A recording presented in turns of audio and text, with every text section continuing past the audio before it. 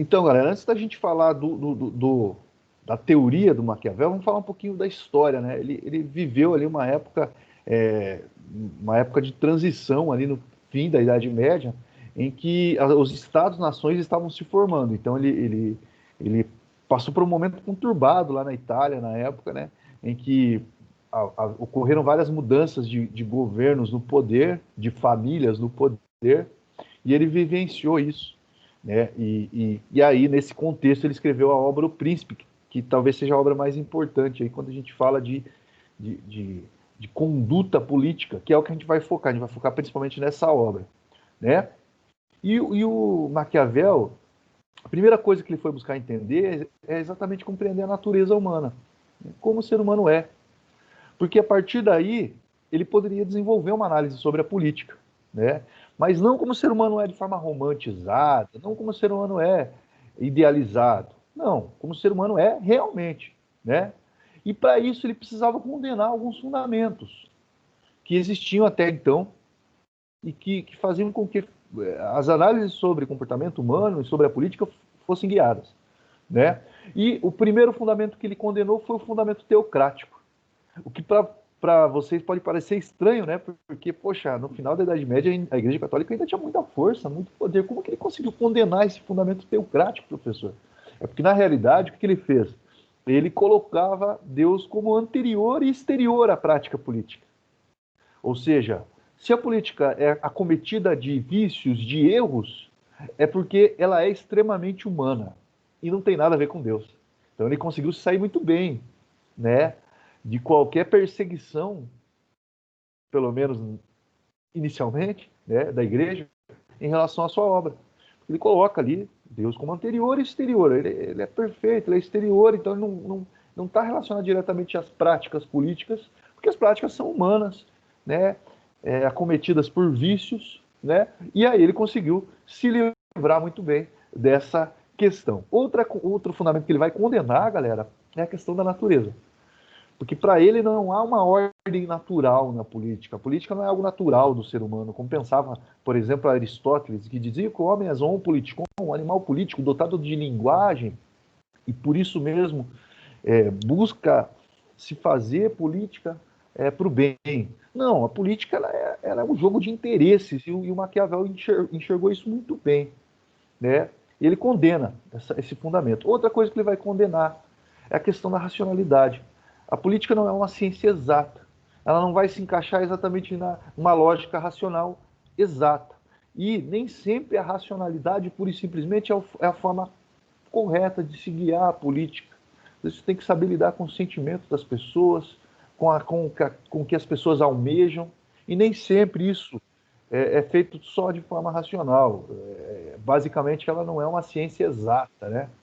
Então, é muito mais difícil, né, conduzir uma multidão de pessoas do que qualquer outra coisa. Tranquilo?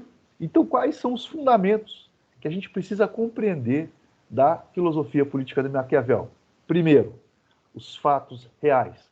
A experiência com os fatos reais. Ponto. É o que vocês vão ver, vão perceber na obra O Príncipe, né? Então ele vai pegar fatos reais e vai analisar esses fatos, ponto final, ok?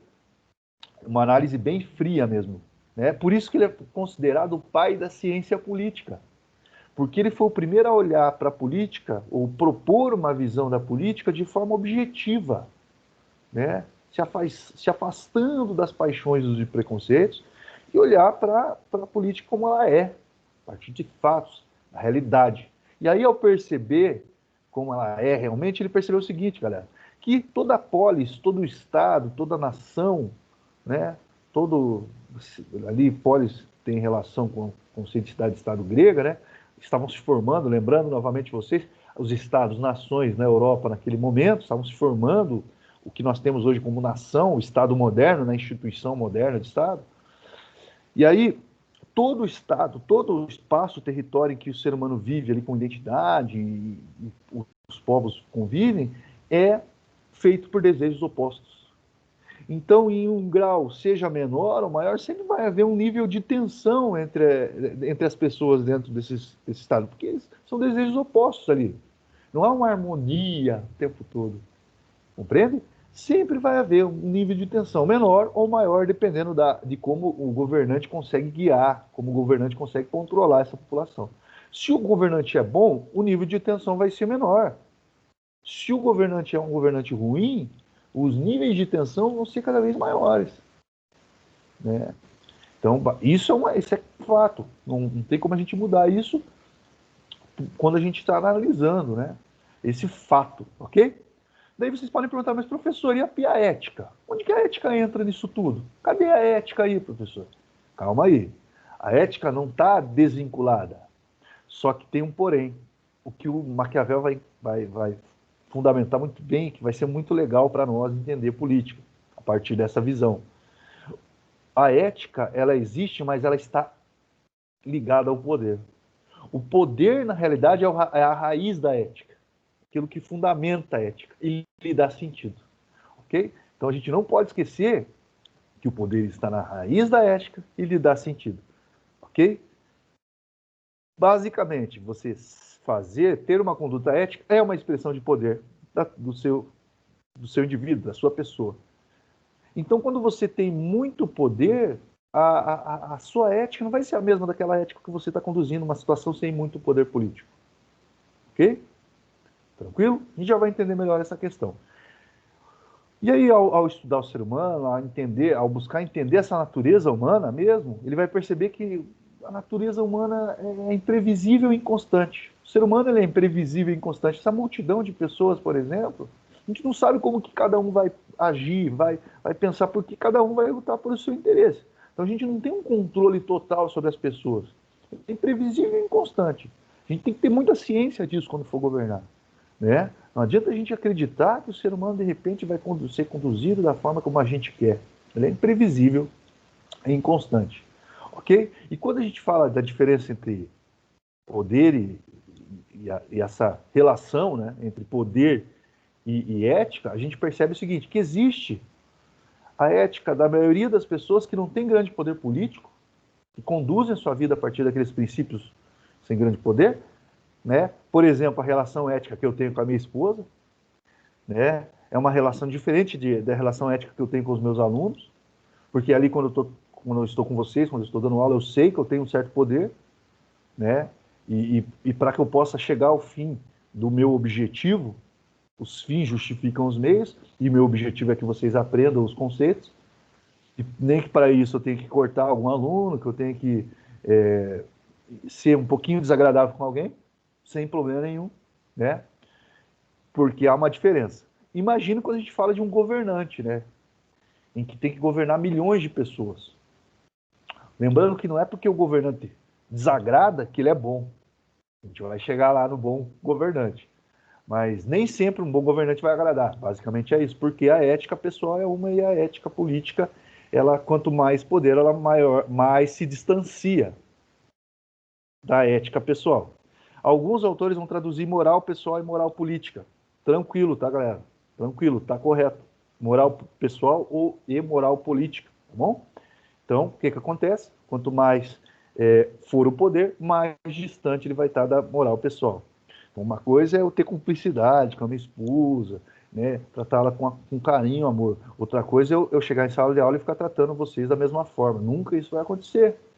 Não porque eu não goste da aula, mas porque é necessário uma relação mais maquiavélica mesmo na minha profissão, pelo menos é a forma como eu conduzo. Aí sempre vem um aluno e fala assim, professor, tal aluno não gosta de você. Eu falo, putz, que maravilha, porque em sala de aula ele presta atenção, ele se comporta, ele faz as atividades, isso não gostando de mim, então que bom, né? Eu consegui chegar ao objetivo. Eu não quero que todos gostem de mim, pelo contrário. A relação de amizade ela é muito pessoal, né? E aqui a relação professor-aluno acaba sendo uma relação mais política mesmo. E que bom, né? Que ele não gosta de mim e presta atenção na aula, né? Isso é fantástico. Para mim é maravilhoso, ok? Então imagine um governante, né, galera? Uma pessoa que tem que governar milhões de pessoas. Beleza?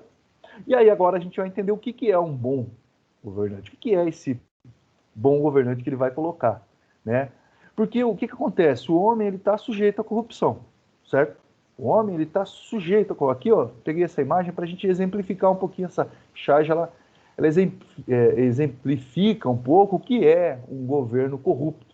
Então, como o homem está sujeito à corrupção, quando ele chega ao poder, ele pode se corromper. E como que ele vai se corromper e controlar as pessoas? Geralmente, quando um corrupto está no poder, por isso que geralmente governos corruptos que se perpetuam, eles tendem a ser governos autoritaristas, ditatoriais, porque eles, para manter o seu poder dentro, de acordo com um regime corrupto, ele precisa de algumas ações, como, por exemplo, calar a imprensa, né? Comprando a imprensa, esses tentáculos aí na imprensa, os tentáculos aqui entupindo aqui a polícia, né? Força Armada, né? De dinheiro, calando, né? Aqui, apunhalando ali a pesquisa, né? A cultura, a pesquisa científica, porque é necessário transparência para se fazer ciência e um governo corrupto não gosta de transparência, né? E jogando toda a podridão por debaixo do tapete, né? Escondendo a sujeira. Basicamente é assim que um governo corrupto se comporta. E como que o ser humano pode fazer para ter um governo onde a corrupção, o ser humano não fique sujeito, o governante não fique sujeito à corrupção? Maquiavel encontrou uma explicação muito boa. Para que a gente possa combater a corrupção, a gente não pode mudar a natureza humana. Então, o que a gente tem que fazer? Fortalecer as instituições, que ele vai chamar de ordenamentos, né? Fortalecer as instituições, ordenamentos, porque são instituições, né? Órgãos que o ser humano vai dar, o grande governante, né? O príncipe, vai dar ordens para combater a corrupção. E aí o que acontece? Ao invés do homem estar sujeito à corrupção, ele passa a estar sujeito à instituição. Ok? Ele passa a estar sujeito às instituições. Por isso que quando vocês ouvem ali uma reportagem, uma entrevista, e aí um político diz, ó, precisamos fortalecer as instituições. O que ele quer dizer com isso? Pelo menos na teoria, deixar as instituições mais fortes para que o Estado se torne mais forte. Mais do que os interesses individuais. Né? Ou quando vocês ouvem falar, tal político está enfraquecendo as instituições. Opa, peraí, por que ele está enfraquecendo as instituições? Qual é o seu interesse em enfraquecer as instituições? Aí vocês conseguem pensar com seus botões, né, galera? E compreender qual é o interesse de um político em enfraquecer as instituições, né? Bom, e uma coisa que é muito interessante, lá em 1500, o Maquiavel já dizia, o poder de combater a corrupção não pode estar na mão de um só juiz. Porque esse juiz sozinho, ele vai estar sujeito à corrupção, bem como qualquer ser humano. Então, eles têm o poder de combater a corrupção tem que estar nas instituições jurídicas, ok? Na justiça como um todo, na mão de vários juízes, de muitos juízes, para que eles possam fazer essa frente ampla aí de combate à corrupção, junto com outros órgãos. Na época dele não tinham tantos órgãos como nós temos hoje no Brasil, por exemplo. Então não vou ficar citando exemplos aqui do Brasil para a gente poder seguir. Mas é bem interessante isso que ele falou também, né? Tendo em vista alguns acontecimentos de lawfare que a gente vê pelo mundo. Lawfare é guerra de lei, guerra jurídica, né? Que existem em alguns estados. Quem tiver um pouquinho mais de interesse, pesquisa lá, tá? Dá um Google lá, dá uma pesquisadinha, lawfare, né? Que vocês vão entender do que eu estou falando, tá bom? Voltando aqui, galera. E aí, beleza. Bom político é aquele que vai fortalecer as instituições, mas basta isso? Não basta. Porque para ele chegar ao poder, ele vai ter que combinar duas coisas, que é o que o Maquiavel dizia. Combinar virtude e fortuna. Vamos começar pela virtude. Por que virtude? Por que não virtude, professor? Quem usa o termo, né, que vem do latim aí, virtude, por quê? Porque o conceito virtude não está relacionado só à virtude, a qualidades que você tem. Tipo, qualidades éticas, né? Ah, eu sou bondoso, eu sou justo, eu sou corajoso, são as minhas virtudes. Não, vai além. O conceito de virtude exige que você tenha a capacidade de se adaptar às circunstâncias, de agir conforme as circunstâncias. É esse o conceito de virtude do bom político. Lembrando que a ética política, ela está um pouquinho distante da ética individual, por isso o conceito de virtude. Tá? Então, o que seria a virtude? Né? seria você ter a capacidade de ler. E se for necessário, naquele momento, você usar a força, quer como leão, ou usar a astúcia, a inteligência, a esperteza, quer como uma raposa, você consegue usar, tá? Essa capacidade. Então ele faz essa analogia, em que o bom político é aquele que consegue ler sua realidade e agir conforme ela está ali colocada para ele, de acordo com as circunstâncias. Lembrando que, galera, o fato do político conseguir se manter no poder não significa necessariamente que ele seja maquiavélico. A gente já vai chegar lá. Não é só a virtude, né? Mas também a fortuna. Ok? Daí a famosa frase: os fins justificam os meios. Qual que é o fim do bom político? Chegar ao poder, se manter no poder e conquistar a fortuna do Estado e, consequentemente, de quem vive nele. Não a fortuna de um outro Estado, não a fortuna de um grupo político, isso é corrupção. Não. A fortuna do Estado e de quem vive nele. Beleza? Essa frase é atribuída a ele, mas não é necessariamente uma frase do Maquiavel. Mas ela se traduz, né, em um momento em que o bom político ele tem que tomar uma decisão. E ao ter que tomar uma decisão, ou seja, ele está no momento em que ele tem que escolher entre ser temido e ser amado para se manter no poder e chegar ao seu objetivo, chegar ao seu fim, que é a fortuna do Estado e de quem vive nele, ele tem que fazer uma escolha. E ele vai escolher, e segundo Maquiavel, é preferível que ele seja temido do que seja amado. O que acontece? Por que isso, galera? Porque quando você é um indivíduo amado pelo povo, qualquer atitude que você tome que desagrade o povo no primeiro momento, certamente vai ser tomada como uma atitude ruim e todo aquele amor acaba se tornando ódio. A gente tem exemplos num passado não tão distante aí da nossa república, né, do Brasil. A gente tem exemplos aí de partidos que foram amados pelo povo e por estarem envolvidos aí, chegaram, né, à sexta economia do mundo, pagaram algumas dívidas externas que nós tínhamos no país, conseguiram tornar a sociedade um pouquinho melhor, mas em contrapartida ali no mesmo período havia muita corrupção e apesar de 90% para mais dos partidos estarem envolvidos em casos de corrupção, esse partido especificamente que era amado quase que tomou a total culpa, né? Não tirando a culpa, mas todo aquele amor se tornou ódio, né? E por isso que ele dizia, é melhor ser temido do que ser amado para que você não sofra qualquer golpe, né? E ser por parte da população, porque a população vai, por mais que não agrade, a população vai respeitar a sua ação, né? E aí, além, como eu já disse, da virtude, é necessária a fortuna, né? Para você chegar ao poder e manter a riqueza do Estado e, consequentemente, de quem vive nele. Então, o que seria a fortuna? É você conseguir aproveitar as oportunidades para enriquecer o Estado no momento em que elas aparecem. Então, não existe essa questão de sorte como nós conhecemos hoje. Ali você vai ver um conceito próximo do que é sorte, nas obras de Maquiavel, mas a sorte, nesse sentido, é estar preparado quando a oportunidade aparece. Isso é sorte. E essa é uma frase que a gente pode levar para a nossa vida, né?